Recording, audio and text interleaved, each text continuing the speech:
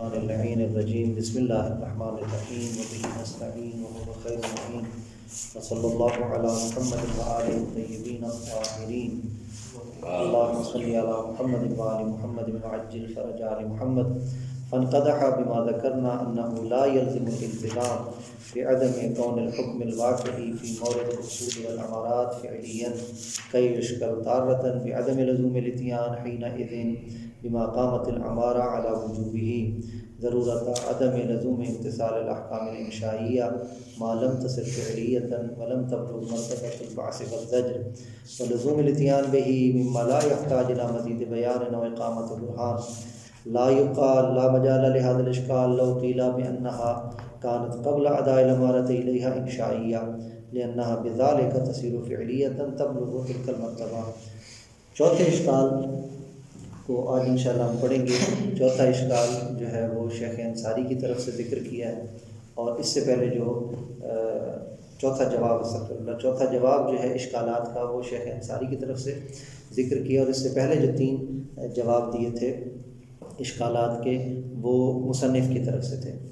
آخری جواب جو تھا وہ دوسرے جواب کے تام نہ ہونے کی صورت میں دینا پڑا، ورنہ جو پہلے 2 جواب تھے وہ کافی تھے. دوسرے جواب میں انہوں نے کہا تھا کہ ایک حکم طریقی ہے اور ایک حکم جو ہے وہ حقیقی ہے. حکم واقعی حقیقی ہے اور حکم ظاہری یعنی جو امارت کے مطابق آ رہا ہے حکم، امارت والا حکم طریقی ہے، اور امارت میں مصلحت ہے اور اس کے متعلق میں مصلحت یا مفسدہ موجود نہیں ہے، تاکہ یہ اشکال پیدا ہو کہ حکم واقعی میں جو متعلق تکلیف ہے اس میں بھی مصلحت اور مفسدہ ہے، اور حکم ظاہری امارت سے حاصل ہونے والے حکم کے متعلق تکلیف میں بھی مصلحت و مفسدہ ہے. تو جہاں آپس میں وہ ضد ہوں گے تو اجتماعی ضدین ہوگا، اگر مثل ہوں گے تو اجتماعی مثلین ہوگا. اشکال لازم ہے. جب ایک حقیقی ہے اور ایک طریقی ہے تو ان کے درمیان اجتماعی مثلین اور اجتماعی ضدین والا اشکال نہیں آئے گا. لیکن اصالت الاباحت میں تیسرے جواب سے پہلے ربط ضروری، تیسرے اشکال سے پہلے انہوں نے کہا کہ اصالت الاباحت میں جو حکم لگایا جاتا ہے، جہاں ہم اباحت جاری کرتے ہیں شرعی، یعنی شریعت نے کہا کل شیء کا حلال حتی تعرف انہ حرام بعینہ، یہ جو حکم شریعت اباحت کا دے رہی ہے حکم حقیقی ہے، طریقی تو نہیں. اس حکم کے ذریعے ہم واقع تک نہیں پہنچنا چاہ رہے ہیں. امارت پر جب ہم عمل کرتے ہیں تو امارت یعنی جو ظن خاص ہے وہ حکم واقعی کی تلاش میں ہوتا ہے، اور حکم واقعی کے لیے طریق ہوتا ہے کہ یہ راہ ہے جس پر آپ نے عمل کرنا ہے. اب یہ جس چیز تک لے جائے جو مدعی امارت ہو وہ واقع کے مطابق بھی ہو سکتی ہے اور واقع کے خلاف بھی نکل سکتی ہے. اگر واقع کے مطابق ہو تب بھی ٹھیک ہے، اگر خلاف نکل آئے تو معذر ہے. لیکن اصالت الاباحت میں حکم طریقی نہیں ہوتا ہے بلکہ حکم حقیقی ہوتا ہے. تو حکم واقعی بھی حقیقی ہے اور اصالت الاباحت والا جو حکم ہے یہ بھی حقیقی ہے. امارت میں دونوں چیزیں مراد تھیں، امارت بھی مراد تھی اور اصول بھی مراد تھی. بات شریعہ اصول میں سے. تو اصل عملی یہاں حقیقی حکم ہے تو کیا کریں گے؟ انہوں نے کہا یہاں ہم جواب کو تھوڑا سا بدل دیتے ہیں. اب وہ جواب نہیں دیتے کہ جو حکم واقعی ہے وہ حقیقی حکم ہے اور جو حکم ظاہری ہے امارت والا حکم ہے یا اصل والا حکم ہے وہ طریقی ہے، تاکہ آپ کہیں حکم واقعی ہے حقیقی میں ارادہ بھی ہے، کراہت بھی ہے، مصلحت بھی ہے، مفسدہ بھی ہے، جبکہ جو حکم ظاہری ہے امارت سے حاصل ہونے والا اس میں فقط اور فقط مصلحت امارت پر عمل کرنے میں. وہ جواب نہیں دیتے. اب ہم یہ کہتے ہیں کہ حکم واقعی میں اس مورد میں کہ جہاں اصالہ اباحت آتا ہے یعنی اصالہ جاری کرتے ہیں، اصالہ اباحت والے مورد میں یعنی اباحت ظاہریہ والے مورد میں حکم واقعی میں ارادہ اور کراہت نہیں ہوتی. اور ارادہ اور کراہت کس میں؟ اس حکم حقیقی میں ہے جو آپ اباحت جاری کر رہے ہیں، کیونکہ یہ حقیقی حکم ہے. اس حقیقی حکم میں ارادہ اور کراہت ہے، یہ ارادہ اور کراہت پر مشتمل ہے. حکم واقعی ارادہ اور کراہت پر مشتمل نہیں ہے، تاکہ اب یہ نہ کہا جا سکے کہ اس حکم حقیقی میں بھی ارادہ اور کراہت ہے، حکم واقعی میں بھی ارادہ اور کراہت ہے. فرض کیجئے کہ جدھر آپ نے اباحت جاری کی ہے یہ آپ نے اپنے لیے مباح سمجھا ہے، اور حکم واقعی کے مطابق اگر وہ چیز ہمارے لیے حرام ہوئی تو یہاں اجتماعی ضدین لازم آ جائے گا. یعنی 2 چیزیں، ایک چیز حرام جائز بھی ہے اور ایک چیز حرام بھی ہے. ہم وہاں سے ارادہ اور کراہت نکال دیتے ہیں اس مورد میں اور اس حکم حقیقی میں ارادہ اور کراہت ڈال دیتے ہیں. ٹھیک ہے. پھر اس پر انہوں نے کہا تھا کہ کیسے ممکن ہے کہ بغیر ارادہ اور کراہت کے ہو اور حکم واقعی فعلی بھی ہو. انہوں نے بتایا کہ حکم واقعی فعلی ہے لیکن بغیر ارادے اور کراہت کے فعلی ہے، بغیر ارادے اور کراہت کے حکم جو ہے وہ فعلی ہے۔ اور کیا مطلب بغیر ارادے اور کراہت کے فعلی ہے؟ یعنی بہی معنی فعلی ہے کہ اگر اس کے بارے میں علم ہو جائے تو دوسری تکالیف کی طرح یہ منجز ہو جائے گا، لیکن اباحت ظاہریہ کے مورد میں علم نہیں ہے۔ کل شیء لک طاہر کا موضوع کیا ہے؟ عدم علم۔ عدم علم ہے تو کل شیء لک طاہر والی بات پر ہم عمل کر رہے ہیں۔ جب علم نہیں ہے تو فعلیت کے اس معنی پر یہ پورا نہیں اتر رہا کہ جس میں اس کو منجز ہونا ہے۔ دوسرا اشکال اس پر کیا تھا کہ اگر ارادہ اور کراہت کے بغیر یہ فعلی ہے، یعنی فعلیت متوسطہ ہے، یعنی درمیانے درجے کا فعلی ہے، تو کیسے ممکن ہے کہ ایک جو فعلی بھی ہو اور اس کے اندر ارادہ اور کراہت نہ ہو؟ پہلے کا ارادہ اور کراہت کے بغیر وہ فعلی نہیں ہوتا، پھر کا فعلی ہے اور اس کے اندر ارادہ اور کراہت نہیں۔ آپ نے کہا فعلی ہے بغیر ارادہ اور کراہت کے، کوئی ایسا فعل بھی ہوتا ہے، حکم بھی ہوتا ہے جو فعلی اور ارادہ کراہت کے بغیر ہو، اس کے اندر ارادہ اور کراہت نہیں، تو پھر یہ فعلی نہیں ہے، یہ فقط انشائی ہے۔ تو اس کے جواب میں انہوں نے کہا کہ فعلی ہے بغیر ارادہ اور کراہت کے ہے، صحیح ہے کہ فعلی حکم فعلی میں یعنی حکم کی فعلیت میں ارادہ اور کراہت ضروری ہوتا ہے، لیکن اس مورد میں ضروری ہوتا ہے جہاں ارادہ اور کراہت کے خلاف بڑی مصلحت نہ پائی جاتی ہو، اذن والی۔ یہاں اذن کی بڑی مصلحت پائی جاتی ہے جس کو اباحت ظاہریہ کہتے ہیں، لہذا ارادہ اور کراہت اس وجہ سے اس میں نہیں ہے۔ اگر یہ مصلحت یعنی تسہیل امر والی نہ ہوتی تو اس میں بھی یہ ارادہ اور کراہت پایا جاتا۔ یہ جواب تھا تیسرا جواب۔ چوتھے جواب کو رد کیا ہے اسی جواب سے جو آج ہم پڑھیں گے۔ اس میں انہوں نے کہا کہ ہمارے جواب سے یہ پتہ چلتا ہے کہ شیخ انصاری نے جو جواب دیا اس کی ضرورت نہیں ہے۔ وہ کیا کہتے ہیں؟ کہتے ہیں اصل کے مورد میں اور امارت کے مورد میں، یعنی جہاں آپ حکم واقعی کو نہیں جانتے ہیں اور اصل پر عمل کرتے ہیں یا امارت پر عمل کرتے ہیں، تو اس مورد میں جو حکم واقعی ہے وہ حکم واقعی فعلی نہیں ہوتا بلکہ انشائی ہوتا ہے۔ بتایا تھا کہ حکم کے مدارج کتنے ہیں؟ سب سے پہلے کیا اس میں ملاک ہوتا ہے، پھر مرحلہ انشاء ہوتا ہے، پھر مرحلہ فعلیت ہوتا ہے اور اس کے بعد تنجز ہوتا ہے، پھر وہ فعل ہمارے حق میں منجز ہوتا ہے۔ یعنی دوسرے لفظوں میں وجوب یا حرمت میں سے کسی ایک کی مثال لے لیجیے۔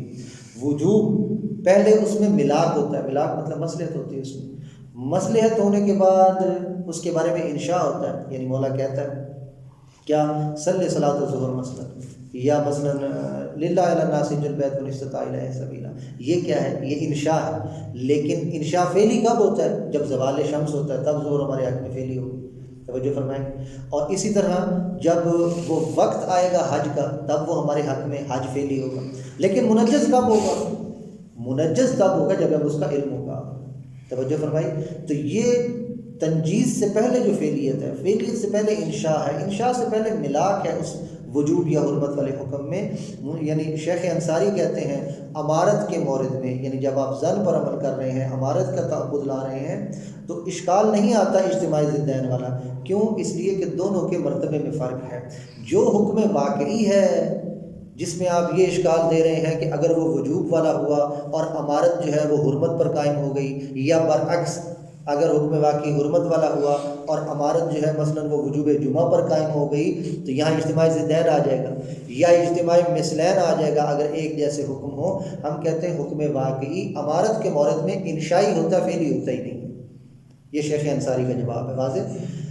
فعلی نہیں ہوتا بلکہ انشائی ہوتا ہے۔ تو جب فعلی نہیں ہوتا ہے، انشائی ہوتا ہے، تو ہم اس حکم کو اس حکم کے ساتھ تناظر میں دیکھیں تو ان کا آپس میں ٹکراؤ نہیں ہے، ضدین نہیں ہے۔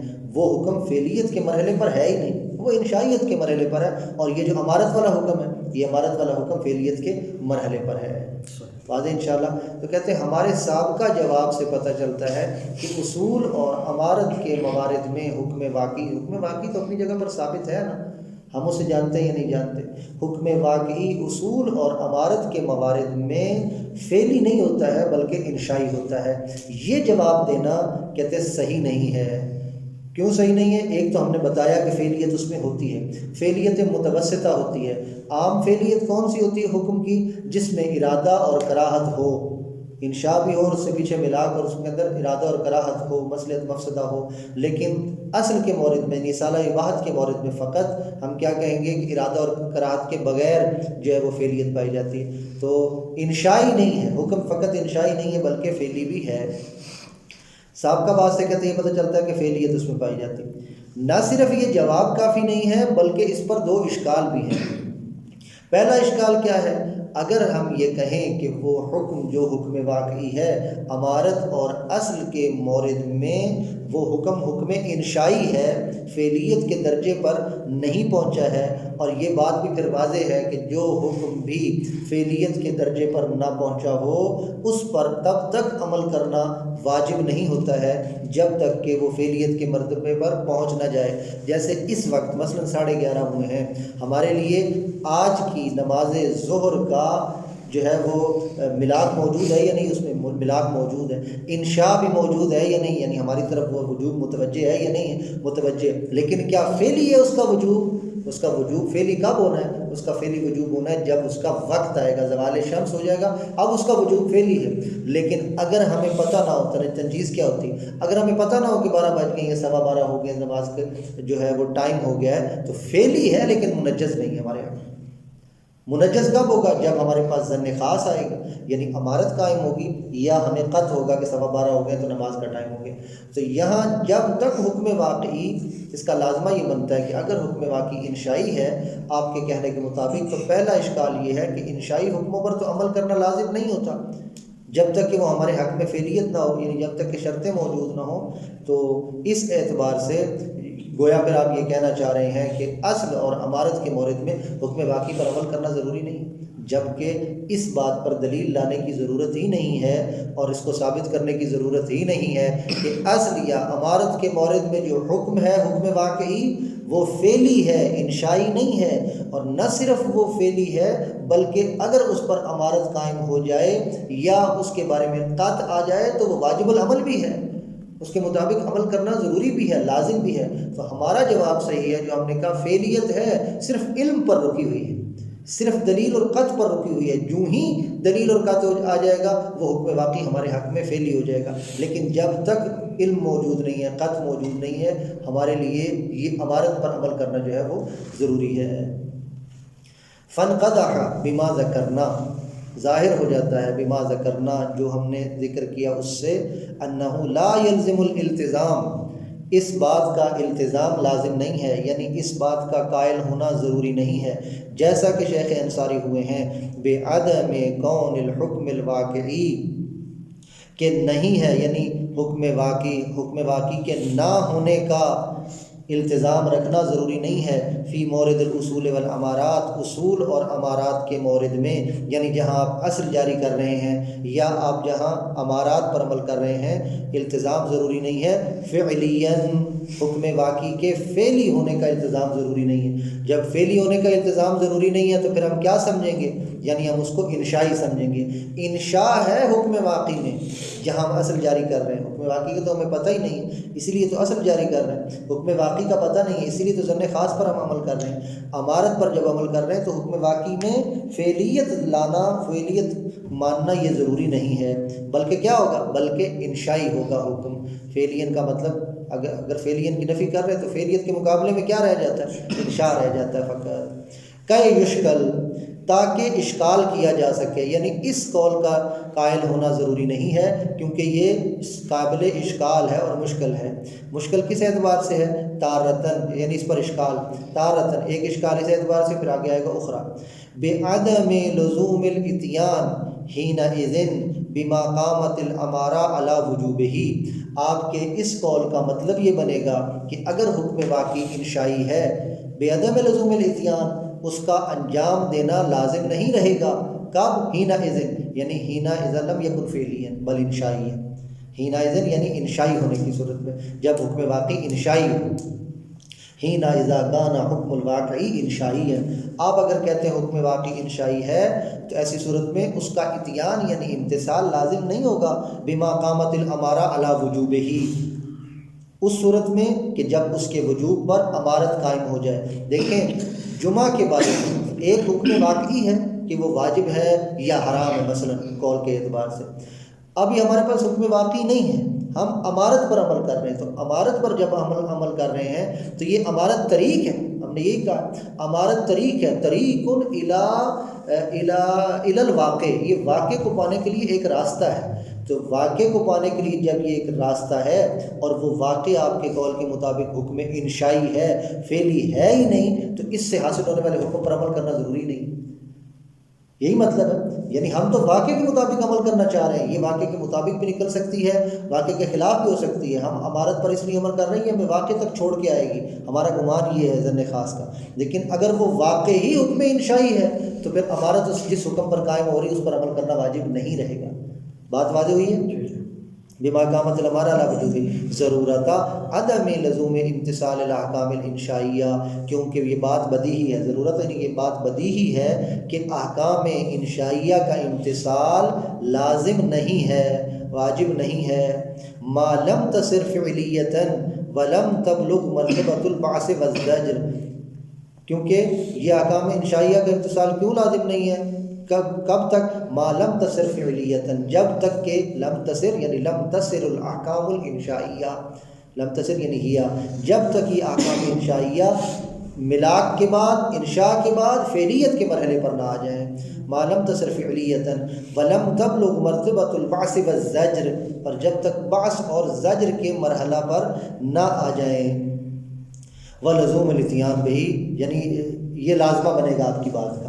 ولزوم الاتیان، لزوم یعنی واو حالیہ ہے، اور جب کہ حالت یہ ہے کہ لزوم الاتیان بہی، کہتے یعنی اس کا امتثال کا لازم ہونا، مما لا یحتاج الی مزید بیان او اقامت برہان، یہ ایک ایسی چیز ہے، یعنی حکم واقعی کا اتیان لازم ہے اور وہ فعلی ہے، انشائی نہیں ہے۔ مما لا یحتاج الی ولزوم الاتیان بہی، اور اس حکم فعلی کا اتیان لازم ہے، مما لا یحتاج الی مزید بیان اور اقامت برہان، اور یہ ایسی واضح چیز ہے کہ جس پر مزید بیان اور مزید برہان قائم کرنے کی ضرورت نہیں ہے۔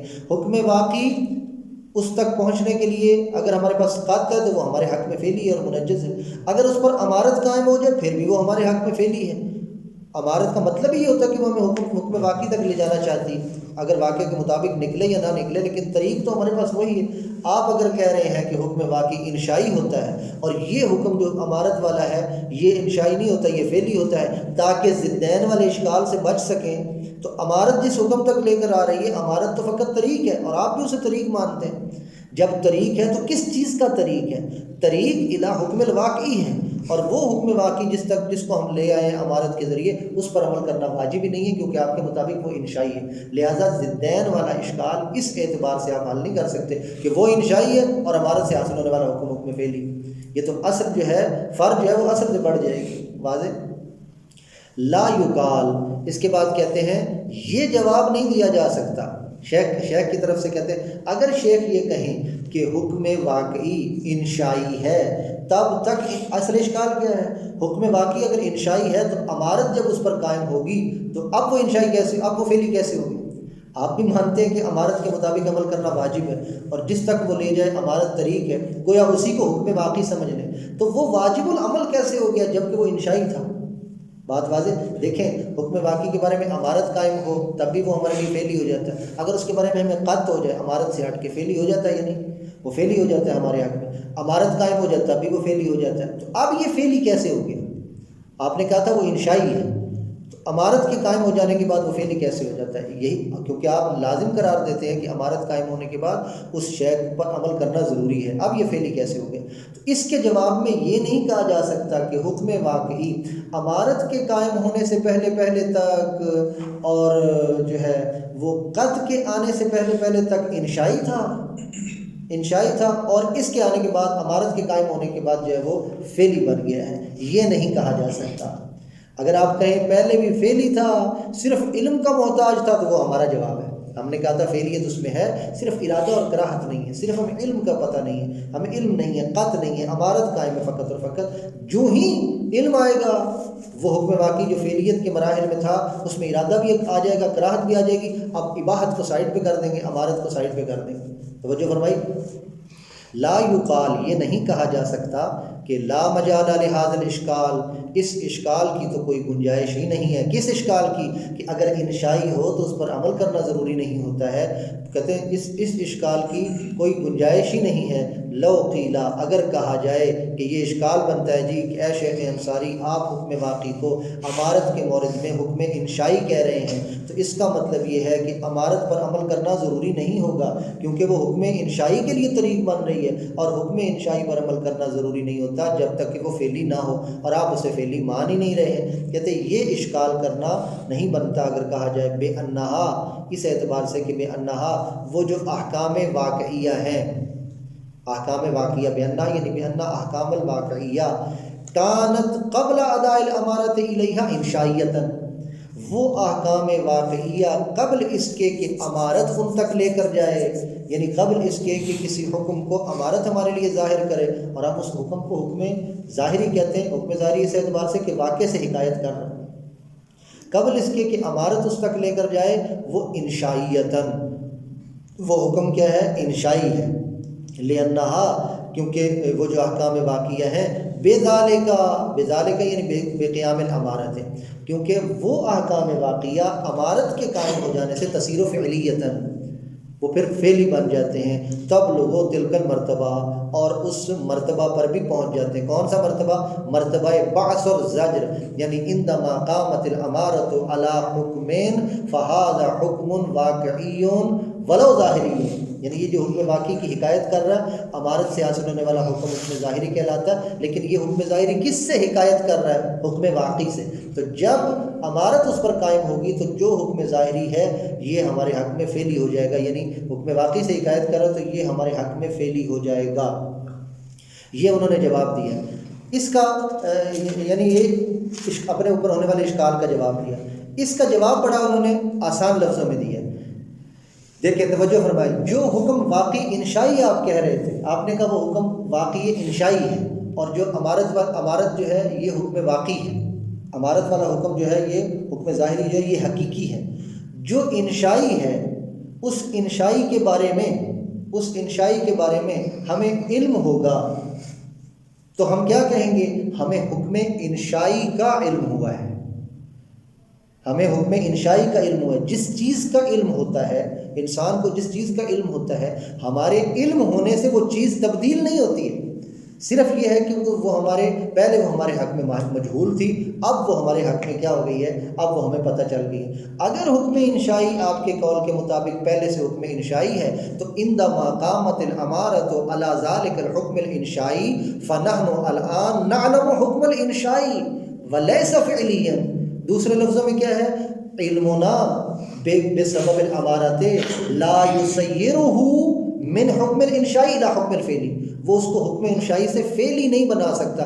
زیادہ سے زیادہ آپ کہیں گے کہ امارت قائم ہو گئی ہے حکم انشائی پر، فعلیت اس میں پھر بھی نہیں آئے گی، اور آپ کہتے ہیں اس کے مطابق عمل کرنا بھی ضروری ہے، ہم بھی کہتے ہیں اس کے مطابق عمل کرنا بھی ضروری ہے۔ فعلیت اگر آپ کی نظر میں پہلے نہیں ہے تو امارت قائم ہونے سے صرف یہ پتہ چلے گا کہ حکم انشائی ہے، موجود ہے، لیکن فعلی کیسے ہوا؟ وہ پہلے اس کو فعلی آپ نے مانا نہیں ہے۔ فَإِنَّهُ يُقَال، تو کہا جائے گا لا يُقَاد يُحْرَز بسبب القیام الامارۃ المعتبرہ، امارہ معتبرہ یعنی وہی امارہ معتبرہ کے قائم ہونے کے سبب سے لا یحرز یعنی لا یحرز تلک المرتبہ، وہی فعلیت، لا یکاد یحرز بسبب قیام الامارۃ المعتبرہ علی حکم انشائی الذی هو حکم واقعی، جس کو آپ حکم واقعی کو انشائی کہہ رہے ہیں، حکم انشائی پر امارت معتبرہ کے قیام ہونے کے سبب سے وہ مرحلہ فعلیت اور وہ مرتبہ ثابت نہیں ہو جاتا۔ یحرز یعنی ثابت ہونا، لا حقیقتاً ولا تعبداً، نہ تو حقیقتاً وہ اس مرحلے پر پہنچتا ہے اور نہ ہی تعبداً اس مرحلے پر پہنچتا ہے، الا حکم انشائی تعبداً، سوائے اس کے نہیں ہے کہ حکم انشائی تعبداً ہمیں حاصل ہوا ہے، یعنی اللہ نے جو لوح محفوظ پر حکم لکھا ہے وہ فقط ہمارے حق میں انشاء کیا گیا ہے، اور اب مجھے اس کے بارے میں ظن ہوا ہے، تو مجھے جو ظن ہوا ہے وہ حکم انشائی کا ظن ہوا ہے، میرے ظن کے آنے سے وہ حکم انشائیت سے فعلیت کے مرحلے میں نہیں آ گیا۔ توجہ فرمائی، بالکل سادہ سا جواب ہے ان کا۔ لا حکم انشائی عدت الیہ الامارہ، حکم انشائی نہیں ہے کہ عدت الیہ الامارہ الا حکم انشائی تعبد، لا حکم انشائی عدت الیہ الامارہ، یہ وہ حکم انشائی نہیں ہے کہ ہم کہیں کہ ھذا حکم انشائی الذی فیہ صفۃ مثلا، جس کے اندر یہ صفت ہے کہ اس پر امارت قائم ہے، اس کے اندر صفت نہیں پیدا ہو جاتی امارت اس کے ساتھ متعلق ہونے سے، آپ کو حکم انشائی کا ہی علم ہوا ہے یا حکم انشائی کا ہی اس کے بارے میں ہی امارت قائم ہوئی ہے، تو نہ تو حقیقتاً آپ یہ کہہ سکتے ہیں کہ ہم جو ہے حکم انشائی فعلی ہو گیا ہے، اور نہ ہی آپ تعبداً کہہ سکتے ہیں۔ اما حقیقتاً فواضح، جہاں تک حقیقت کا تعلق ہے یہ واضح ہے۔ کیا مطلب؟ اگر آپ کو قط ہو جاتا ہے، حکم انشائی کا قط ہو جاتا ہے، تو کیا وہ حکم انشائی کا قط اس حکم انشائی کو فعلی بنا دیتا ہے، یا فقط آپ کو قط ہوا ہے؟ اگر آپ کو قط ہو جاتا ہے کہ مدرسہ کھلا ہے، اگر مدرسے کے کھلنے کا ہمیں قط ہو جاتا ہے، تو کیا اس کا یہ مطلب ہے کہ ہمارے علم سے مدرسے کے کھلنے کے ساتھ ساتھ اس میں دروس بھی شروع ہو گئے ہیں؟ نہیں، یہ مطلب نہیں ہے۔ جتنا علم کا تعلق ہوتا ہے معلوم اتنا ہی ہوتا ہے۔ اگر وہ حکم انشائی ہے، حکم واقعی، تو اما حقیقتاً فواضح، اس کا مطلب ہے اگر قط ہو اس کے بارے میں ہے تو پھر بھی آپ کو فقط اور فقط حکم انشائی کا قط ہوا پتہ چلا۔ وَأَمَّا تَعَبُّدًا، یہ اس کا تعلق امارت سے ہے، اور اگر امارت یہ اصل قائم ہوتی ہے حکم واقعی پر، فَلِأَنَّا قُصَارَى، تو پھر بھی زیادہ سے زیادہ ما ہوا قضیت حجیت الامارہ، جو امارت کی حجیت کا تقاضا ہے وہ کیا ہے؟ کون مدعا هو الواقع تعبداً، وہ یہ ہوگا کہ امارت کا مدعا جو ہے یہ واقع ہے تعبداً، تعبداً یہ واقع ہے، اور واقع کو ہم نے کیا کہا؟ انشائی ہے، حکم انشائی ہے۔ زیادہ زیادہ امارت کہے کہ امارت نے اس کو ثابت کیا اور یہ واقع ہے، واقع کی کا سٹیٹس کیا ہے؟ واقع کا سٹیٹس ہے کہ یہ حکم انشائی ہے، تو حکم انشائیت کو ثابت کیا۔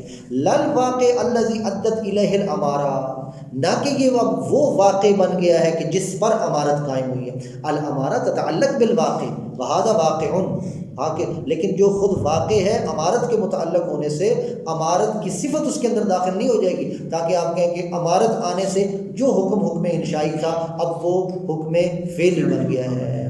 ففم اشارہ اس بات کی طرف کہ قہرن جو ہے جب امارت واقع کے مطابق ہوگی تو یہ بھی حکم فعلی ہوگا۔ بہرحال انہوں نے کہا کہ حکم انشائی جو ہے حکم انشائی رہے گا، امارت اس کے ساتھ متعلق ہو یا قط اس کے ساتھ متعلق ہو، جب تک آپ اس کو پہلے سے فعلی نہیں مانیں گے، قط بھی آپ اس کو واجب العمل قرار نہیں دے سکتا اور امارت بھی۔ وصلی اللہ علی محمد وآلہ الطاہرین۔